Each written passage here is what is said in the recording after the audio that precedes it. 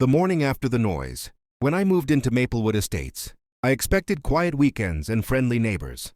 Instead, I got Karen. She was the self-proclaimed HOA enforcer, always walking around with her clipboard, looking for something to complain about. My grass was too long, my mailbox was non-compliant, and even my garden gnomes were unauthorized decor. One Saturday morning, I woke up to the thumping beat of pop music. Confused, I peeked through the curtains and froze. There were at least 30 people on my front lawn. Balloons, folding chairs, tables, even a rented sound system. And right in the middle stood Karen, microphone in hand, shouting, "Welcome to the Maplewood Spring Bash."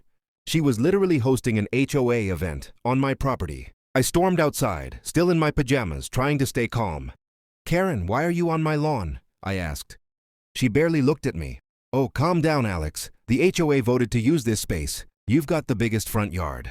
You should be proud." "I didn't approve this," I said, raising my voice over the music. Karen rolled her eyes. "The HOA doesn't need your approval for community events." That's when I noticed she'd even set up a drink station, using my garden hose. By noon, my yard looked like a festival ground. Kids trampled my flowers, and someone spilled red punch all over my driveway. I filmed everything with my phone, documenting every chair, every car parked across my grass. When I told Karen she had 1 hour to clear out, she smirked. "Go ahead, call the cops. They won't do anything. This is community property, honey." That was her biggest mistake, because my property deed said otherwise. That night, after the mess was left behind, I sent all the footage to my attorney friend, Mark. He looked at it and laughed. "Oh, this is good," he said. "You've got her dead to rights. Trespassing, property damage, and maybe even illegal use of utilities." I smiled. "Perfect. Let's make an example out of Karen." The next morning, Karen strutted by my porch with her clipboard, pretending nothing had happened. I stepped out, holding a letter. "Consider this your official notice, Karen," I said. "You and your guests trespassed on private property. You'll be receiving the invoice soon." Her smug expression vanished. "Invoice? For what?" "For everything," I replied. "And if you don't pay, I'll see you in court." Her jaw dropped. "You wouldn't dare." "Oh, I absolutely would." Karen's denial and my legal move. Karen clearly thought I was bluffing. The next day, she strutted through the neighborhood as if nothing had happened. She even waved at me while talking to a few other HOA members, whispering and laughing like a high school gossip queen. But behind that smug face, I knew she was nervous. By noon, my attorney friend, Mark, had already prepared a formal notice of trespassing and property damage claim. He helped me calculate the full cost of what happened, reseeding the trampled lawn, repainting the driveway, replacing broken sprinklers, and the wasted water from my hose. The total? $3,275. When I handed Karen the invoice, she burst out laughing. "You've got to be kidding me. I'm not paying you for a community celebration." "Community celebration?" I said. "You mean the one held on my private land?" I pulled out the property plat map, highlighting the exact boundaries. "This entire section belongs to me. The HOA has zero authority here." Her face turned red. "That can't be right. This area's been used for events for years." "Not since I bought it," I said, keeping my cool. "You hosted an event without my consent. That's trespassing." Karen snatched the paper from my hand. "I'll bring this up at the next HOA meeting. You'll regret challenging me." I just smiled. "Actually, I'll bring you up first." That evening, I filed a police report and attached all my video evidence, complete with timestamps and audio of Karen's voice declaring it an HOA event. The officer who reviewed it raised an eyebrow. "So she really set up a party on your lawn?" "Yup," I said, and used my water to fill her coolers. The officer chuckled. "Well, that's a first. Don't worry, we'll document this. If she refuses to pay, you've got a solid small claims case." 2 days later, Karen came knocking on my door, clutching her clipboard like a shield. "You didn't really call the cops, did you?" she asked nervously. "Oh, I did," I replied. "And they were quite interested in your little community event." Her confident tone faltered. "This is ridiculous. You're making a huge mistake." "No," I said firmly. "The mistake was thinking my property was your playground." She huffed and stormed off, muttering about abuse of power and ungrateful neighbors. Little did she know, the HOA board was about to find out everything, and some of them weren't happy with her overreach. The storm was just beginning. The HOA turns on Karen. The following week, the HOA emergency meeting was called, and it was packed. Word had spread fast about Karen's community bash turning into a trespassing claim. Most residents showed up just to see the drama unfold. I sat quietly near the back while Karen stood in front, nervously straightening her blouse. She tried to start the meeting as if nothing was wrong. Before we begin, I'd like to address some false accusations being spread around about last weekend's event. I raised my hand. You mean the one hosted on my lawn? The crowd murmured. Several neighbors turned to stare at her. Karen's smile tightened. It wasn't your lawn, Alex. It's common space. That's when I pulled out a printed copy of my property survey, stamped and signed by the county office. Actually, it's mine. Here's the deed and the plot map.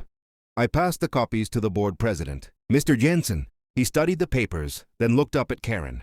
Karen, this clearly shows that Alex's property extends to the curb line. The HOA has no claim to that area. Karen's face went pale. That can't be. We've always used that space for events. Mr. Jensen shook his head. Tradition doesn't override ownership. You should have verified before organizing anything. The room buzzed with whispers. One woman stood up. You told us you had permission, Karen. Another man added. My kid stepped on his flowers. Are we all getting sued now? Karen stammered. I thought I was just trying to bring the community together. Mr. Jensen sighed. Intentions aside, you trespassed and caused damage. Alex has every right to pursue reimbursement. Karen shot me a glare that could melt glass. You're doing this to humiliate me. I leaned forward calmly. No, Karen, I'm doing this to protect my property. The board voted right then and there to suspend Karen's HOA privileges pending review. She was no longer allowed to organize community events or make enforcement decisions. Her mouth fell open. You can't do this to me. I'm the head of community relations. Not anymore, Mr. Jensen said firmly. You overstepped. After the meeting, a few neighbors approached me privately. Good for you, Alex, one said. She's been bossing everyone around for years. I smiled, glad someone finally stood up to her. Later that night, as I watered the edge of my damaged lawn, I noticed Karen standing across the street, fuming silently. She pulled out her phone, snapping pictures of my yard again, probably for violations. I just waved and said, "Don't forget to add trespassing fines this time."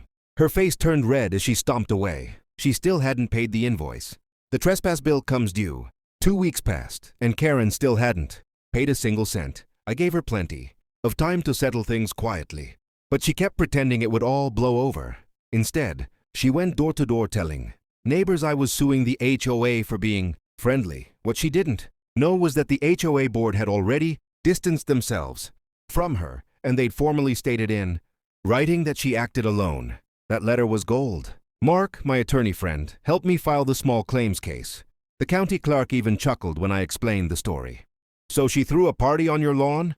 He said, you'll win this one easily. A week later, Karen received the court summons. She came storming up to my door that same evening. You actually went through with it? She shrieked. You're taking me to court over some grass? I opened the door slowly, holding a calm smile.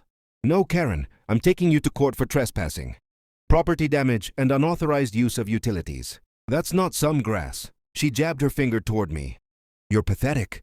You'll regret this. See you in court, I said, and closed the door.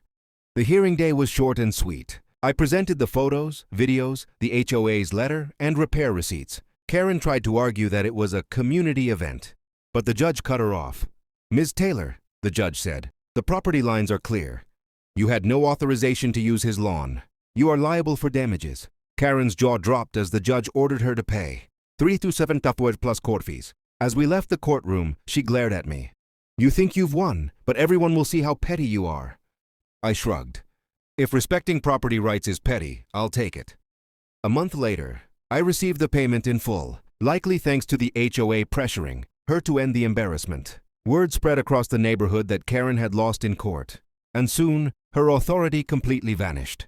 No more clipboards, no more late-night complaints, just silence. Then one evening, as I sat on my freshly repaired lawn, Mr. Jensen from the HOA stopped by. You know, he said, we're planning to replace Karen as the head of community relations. You've proven to be level-headed and fair. Interested? I smiled. Only if we host every event on your lawn this time. He laughed. Deal. As he walked away, I glanced at my green lawn, finally peaceful again.